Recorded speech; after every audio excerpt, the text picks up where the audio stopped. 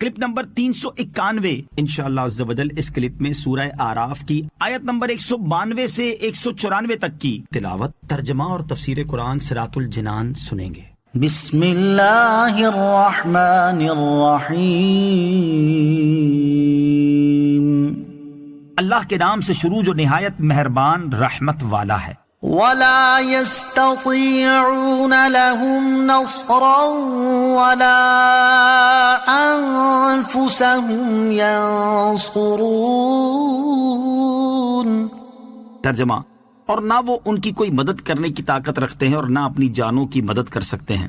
ولا يستطيعون لهم نصرا، اور نہ وہ ان کی کوئی مدد کرنے کی طاقت رکھتے ہیں۔ اس آیت میں بتوں کی بے قدری اور شرک کے بطلان کا بیان اور مشرکین کے کمال جہل کا اظہار ہے، اور بتایا گیا ہے کہ عبادت کا مستحق وہی ہو سکتا ہے جو عبادت کرنے والے کو نفع پہنچانے اور اس کا ضرر دور کرنے کی قدرت رکھتا ہو۔ مشرکین جن بتوں کو پوجتے ہیں ان کی بے قدرتی اس درجے کی ہے کہ وہ کسی چیز کے بنانے والے نہیں۔ کسی چیز کے بنانے والے تو کیا ہوتے، خود اپنی ذات میں دوسرے سے بے نیاز نہیں، خود مخلوق ہیں اور بنانے والے کے محتاج ہیں۔ اس سے بڑھ کر بے اختیاری یہ ہے کہ وہ کسی کی مدد نہیں کر سکتے، اور کسی کی کیا مدد کریں گے، خود انہیں کوئی ضرر پہنچے تو اسے دور نہیں کر سکتے۔ کوئی انہیں توڑ دے، گرا دے، الغرض جو چاہے کرے، وہ اس سے اپنی حفاظت نہیں کر سکتے۔ لہٰذا ایسے مجبور و بے اختیار کو پوجنا انتہا درجے کا جہل ہے۔ وَإِن تَدْعُوهُمْ إِلَى الْهُدَى لَا يَتَّبِعُوكُمْ سواء عليكم أدعوتموهم أم أنتم صامتون۔ ترجمہ، اور اگر تم انہیں رہنمائی کے لیے بلاؤ تو تمہارے پیچھے نہیں آئیں گے، تم پر برابر ہے کہ تم انہیں پکارو یا تم خاموش رہو۔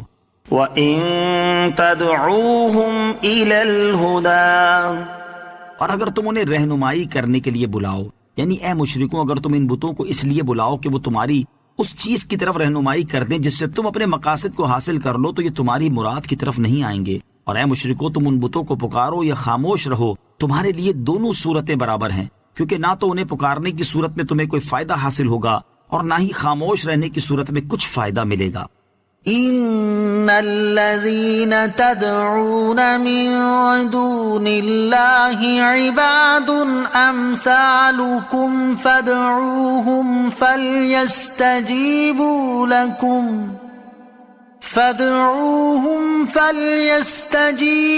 لكم ان كنتم صادقين۔ ترجمہ، بے شک وہ جنہیں تم اللہ کے سوا پوچھتے ہو وہ تمہاری طرح بندے ہیں، تو تم انہیں پکارو، پھر اگر تم سچے ہو تو انہیں چاہیے کہ وہ تمہیں جواب دیں۔ ان الذين تدعون من دون الله، بے شک وہ بت جنہیں تم اللہ کے سوا پوجتے ہو۔ آیت میں لفظ تدعون کا معنی ہے تعبدون، یعنی جن کی تم عبادت کرتے ہو۔ اس آیت کا خلاصہ یہ ہے کہ اے کافروں، صرف اللہ تعالیٰ کی عبادت کرنے کی بجائے جن بتوں کی تم عبادت کرتے ہو اور تم انہیں اپنا معبود کہتے ہو، یہ بھی اسی طرح اللہ تعالیٰ کے مملوک اور مخلوق ہیں جس طرح تم ہو، اور اللہ تعالیٰ کے مملوک و مخلوق کسی طرح پوجے جانے کے قابل نہیں۔ اس کے باوجود بھی اگر تم انہیں اپنا معبود کہتے ہو تو تم نفع پہنچانے اور نقصان دور کرنے کے سلسلے میں انہیں پکارو، پھر اگر تم اپنے گمان کے مطابق سچے ہو کہ یہ اس چیز کی قدرت رکھتے ہیں جس سے تم عاجز ہو، تو ان بتوں کو چاہیے کہ وہ تمہیں جواب دیں۔ مخلوق میں سے کسی کو معبود مان کر پکارنا شرک ہے، ورنہ ہرگز شرک نہیں۔ یہاں ایک اہم بات یاد رہے کہ اللہ تعالیٰ کے علاوہ اور کسی کی بھی عبادت کرنا شرک ہے۔ اسی طرح مخلوق میں سے کسی کو معبود مان کر اسے پکارنا یا اس سے حاجتیں اور مدد طلب کرنا بھی شرک ہے۔ البتہ اگر کوئی اللہ تعالیٰ کے علاوہ کسی اور کو معبود نہ مانتا ہو اور وہ اللہ تعالیٰ کے نیک بندوں کو اس کی عطا سے مشکلات دور کرنے والا، حاجتیں پوری کرنے والا اور مدد کے وقت مدد کرنے والا مانتا ہو، اور اسی عقیدے کی بنیاد پر وہ بارگاہ الہی کے مقبول بندوں سے مشکلات کی دوری کے لیے فریاد کرتا ہو، اپنی حاجتیں پوری ہونے کے لیے دعائیں مانگتا ہو، یا مصیبت کے وقت انہیں مدد کے لیے پکارتا ہو، تو اس کا یہ فریاد کرنا، مانگنا اور پکارنا ہرگز شرک نہیں ہو سکتا۔ اس کی وجہ یہ ہے کہ جن لوگوں نے قرآن پاک میں غور و تفکر کیا ہے وہ اچھی طرح جانتے ہیں کہ کفار و مشرکین کا اپنے بتوں سے متعلق عقیدہ یہ تھا کہ وہ بتوں کو معبود مانتے اور ان کی عبادت کرتے تھے، جیسا کہ قرآن پاک میں ہے۔ إنهم كانوا إذا قيل لهم لا إله إلا الله يستكبرون ويقولون أئنا لتاركو آلهتنا لشاعر مجنون. ترجمہ: بے شک جب ان سے کہا جاتا تھا کہ اللہ کے سوا کوئی معبود نہیں تو وہ تکبر کرتے تھے اور کہتے تھے کہ ہم ایک دیوانے شاعر کی وجہ سے اپنے معبودوں کو چھوڑ دیں، اور اسی عقیدے کی بنیاد پر کفار بتوں سے اپنی حاجتیں طلب کرتے تھے.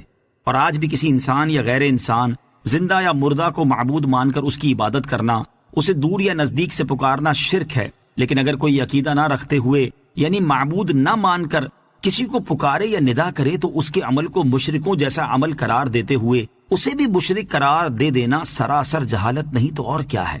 جو پکارنا یا ندا کرنا شرک ہے وہ ہر حال میں شرک ہے، چاہے انسان سے ہو یا غیر انسان سے، زندہ سے ہو یا فوت شدہ سے، دور سے ہو یا نزدیک سے. اور جو ندا شرک نہیں وہ کسی بھی حال میں شرک نہیں. ندا یا سوال کرنے کے شرک ہونے کا دار و مدار پکارنے والے کے عقیدے پر ہے. اگر وہ معبود اور خدا مان کر پکارتا ہے تو یہ شرک ہے، اب چاہے دور سے پکارے یا نزدیک سے، زندہ کو پکارے یا فوت شدہ کو. اور اگر اس کا یہ عقیدہ نہیں تو شرک ہرگز نہیں. لہٰذا رسول اللہ صلی اللہ تعالی علیہ وسلم کو پکارنا ہرگز شرک نہیں، کیونکہ کوئی بھی کلمہ گو مسلمان آپ صلی اللہ تعالی علیہ وآلہ وسلم کو معبود نہیں سمجھتا اور نہ ان کی عبادت کرتا ہے، بلکہ ہر نماز میں وہ کئی بار یہ اعلان کرتا ہے، اشہد ان محمدًا عبدہ ورسولہ، میں گواہی دیتا ہوں کہ محمد مصطفیٰ صلی اللہ تعالی علیہ وآلہ وسلم اللہ عز و جل کے بندے اور رسول ہیں.